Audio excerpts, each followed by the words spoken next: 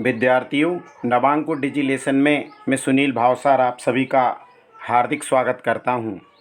विद्यार्थियों, आज हम हिंदी विशिष्ट के पाठ 1 मैं और मेरा देश, जिसकी व्याख्या हमने पिछले डिजी लेसन्स में देखी थी, आज हम प्रश्नोत्तर का अध्ययन करेंगे।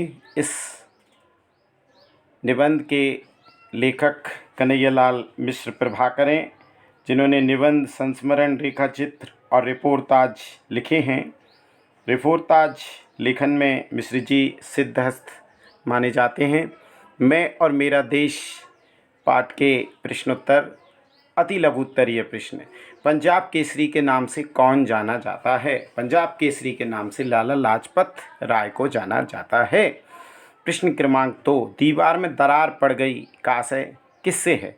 उत्तर, दीवार में दरार पड़ गई का आशय उनके लेखक के मन में जो पूर्णता का आनंद था, उसमें उनको कमी का अनुभव होने से, यानी मानसिक विचारों के द्वंद्व से है। प्रश्न क्रमांक 3, जापानी युवक ने स्वामी रामतीर्थ को दिए गए फल के मूल के रूप में क्या मांगा? उत्तर होगा, जापानी युवक ने स्वामी रामतीर्थ को दिए गए फल के मूल के रूप में मांगा कि यदि आप इन फलों का मूल देना ही चाहते हैं तो यह कि आप अपने देश में जाकर किसी से यह मत कहना कि जापान में अच्छे फल नहीं मिलते। प्रश्न 4, बूढ़े किसान ने राष्ट्रपति को कौन सा उपहार दिया? उत्तर, बूढ़े किसान ने राष्ट्रपति कमाल पाशा को मिट्टी की छोटी हंडिया में अपने हाथ से तोड़ा गया पाव भर शहद दिया था। लघु उत्तरीय प्रश्न, तेजस्वी पुरुष लाला लाजपत राय की 2 विशेषताएं कौन सी थीं? उत्तर, तेजस्वी पुरुष लाला लाजपत राय की 2 विशेषताएं थीं। पहली, वे अपनी लेखनी द्वारा देश के लोगों में ओज का संचार करते थे, यानी जो लेख वे लिखते थे वे बड़े तेजस्वी होते थे। दूसरे, वे जन सभाओं में अपनी तेजस्वी वाणी द्वारा लोगों में उत्साह का संचार किया करते थे, यानी उनकी वाणी तेजस्वी थी और जो कुछ वह कहते थे उसका एक महत्वपूर्ण प्रभाव जनता जनार्दन पर होता था। प्रश्न क्रमांक 2, देहाती बूढ़ा कमाल पास के पास क्यों गया था?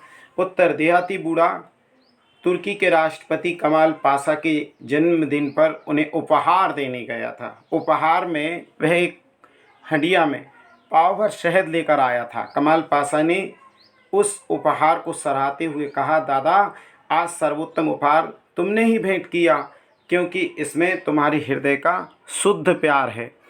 प्रश्न 3, देश के शक्तिबोध को चोट कैसे पहुंचती है? उत्तर है, यदि आप बात बात में सार्वजनिक स्थानों पर, चलती रेलों में, किल्बों में, मुसाफिर खानों में, चौपालों पर, मोटर बसों में बैठकर अपने देश की कमियों को उजागर करते हैं या देश की निंदा करते हैं या फिर दूसरे देशों से तुलना करते हुए अपने देश को हेय या तुच्छ यानी हीन बताते रहते हैं और दूसरे देशों की बड़ाई करते हैं, तो निश्चय ही आप अपने इन कार्यों से देश के शक्तिबोध को चोट पहुंचा रहे हैं। तो विद्यार्थियों, इस प्रकार हम यदि अपने देश की दूसरे देश से तुलना करें और अपने देश की कमियां निकालें तो इससे देश के शक्तिबोध को चोट पहुंचती है। प्रश्न क्रमांक 4, लेखक के अनुसार हमारे देश को किन 2 बातों की सर्वाधिक आवश्यकता है? उत्तर, लेखक के अनुसार हमारे देश को 2 बातों की सर्वाधिक आवश्यकता है, एक शक्तिबोध की और दूसरी सौंदर्य बोध की। यानी हमारा कोई भी काम ऐसा नहीं होना जो देश में कमजोरी की भावना को बल दे या कुरुचि की भावना को। हम कभी भी अपने देश के अभावों या कमजोरियों की सार्वजनिक स्थलों पर चर्चा ना करें। दूसरा, हमें सार्वजनिक स्थलों पर गंदगी नहीं फैलाना चाहिए और न गंदे भाव व्यक्त करना चाहिए। देश के सामूहिक मानसिक बल का ह्रास कैसे हो रहा है? उत्तर, चलती रेलों में, मुसाफिर खानों में, चौपालों पर, मोटर बसों में बैठकर देश की कमियों और बुराइयों की चर्चा करना, अपना धर्म यदि आप समझते हैं और दूसरे देशों की तुलना में अपने देश को नीचा या छोटा मानते हैं तो आप अपने देश के सामूहिक मानसिक बल का हर्ष कर रहे हैं। यानी हमें अपने देश को हीन नहीं बताना चाहिए। दूसरे देशों से तुलना करते समय हमें अपने देश के मान सम्मान की भी रक्षा करना चाहिए। दीर्घ उत्तरीय प्रश्न। जय बोलने वालों का महत्व प्रतिपादित कीजिए। उत्तर। जय बोलने वालों का बहुत महत्व होता है। किसी भी मैच में जब कोई वर्ग खिलाड़ियों के अच्छे प्रदर्शन पर तालियां बजाता है, उनका जय जयकार करता है, तो खिलाड़ियों में आत्मसंचार एवं उत्साह कई गुना बढ़ जाता है। गिरता हुआ खिलाड़ी भी अच्छा प्रदर्शन करने लगता है।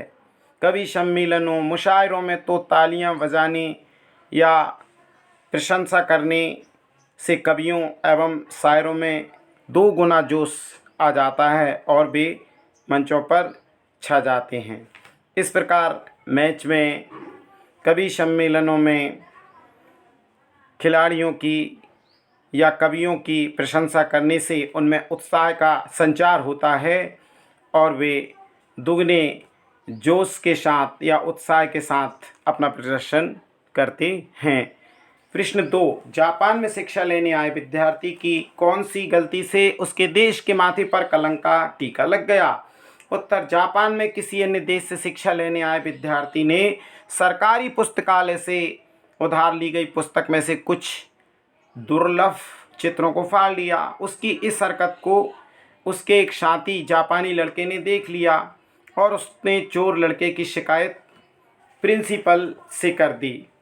प्रिंसिपल ने पुलिस को बुलाया। पुलिस ने उसे पकड़ लिया और उसके कब्जे से चोरी किए गए चित्र बरामद कर लिए और उस लड़के को देश से निकाल दिया गया तथा पुस्तकालय के बाहर बोर्ड पर लिख दिया गया कि उस देश का जिसका निवासी वह चोर विद्यार्थी था, कोई भी निवासी इस पुस्तकालय में प्रवेश नहीं कर सकता। इस प्रकार इस विद्यार्थी ने अपने नीच कार्य से अपने देश के माथे पर कलंक का टीका लगा दिया था। प्रश्न क्रमांक 3। देश के शक्ति बोध को चोट कैसे पहुंचती है? उत्तर। यदि आप बात बात में सार्वजनिक स्थानों पर, चलती रेलों में, क्लबों में, मुसाफिर खानों में, चौपालों पर या मोटर बसों में बैठकर अपने देश की कमियों को उजागर करते रहते हैं, देश की निंदा करते रहते हैं या फिर दूसरे देशों से तुलना करते हुए अपने देश को हे या तुच्छ या हीन बताते हैं, तो निश्चय ही आप अपने इस कार्य से देश के शक्तिबोध को चोट पहुंचाते हैं। प्रश्न 4। देश के सौंदर्य बोध को आघात लगता है तो संस्कृति को गहरी चोट लगती है, इस कथन की विवेचना कीजिए। उत्तर।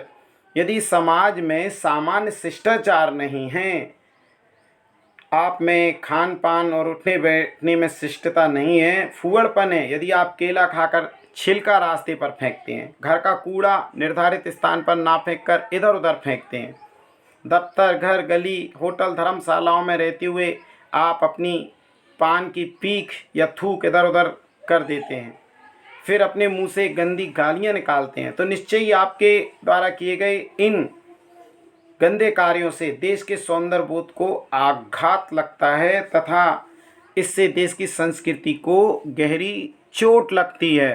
प्रश्न 5। देश के लाभ और सम्मान के लिए नागरिकों के कर्तव्यों का वर्णन कीजिए। उत्तर। देश के लाभ और सम्मान के लिए नागरिकों को कभी भी ऐसा काम नहीं करना चाहिए जिससे देश की प्रतिष्ठा पर आँच आए। हमें अपने आपको सभ्य संस्कार बनाना चाहिए, हमेशा दूसरों का आदर करें, सत्य बोलें, देश से प्रेम करें और भूल कर भी ऐसा कोई काम ना करें जिससे देश की बदनामी हो। अपने उठने बैठने बात करने में हमें शिष्टता का पालन करना चाहिए। घर, दफ्तर, धर्मशाला, होटल आदि स्थान पर गंदगी नहीं फैलानी चाहिए। ज़रूरतमंदों एवं गरीबों की सदैव सहायता करनी चाहिए। अतिरिक्त प्रश्न। निम्नलिखित सामासिक पदों का विग्रह करके समास का नाम बताइए। सामासिक पद आजीवन, विग्रह जीवन पर्यंत, समास का नाम अव्ययी भाव। पद भरा पूरा, विग्रह भरा और पूरा, समास द्वंद्व समास। महापुरुष यानी महान है जो पुरुष, समास कर्मधारय। एक दंत यानी एक दांत वाला। समास दिगु। चौराहा अर्थ चार रास्तों का केंद्र। समास का नाम दिगु। प्रश्न क्रमांक 2, निम्नलिखित शब्दों का संधि विच्छेद कीजिए। उत्तर, लघुत्सव विच्छेद लघु धन उत्सव दीर्घ स्वर संधि।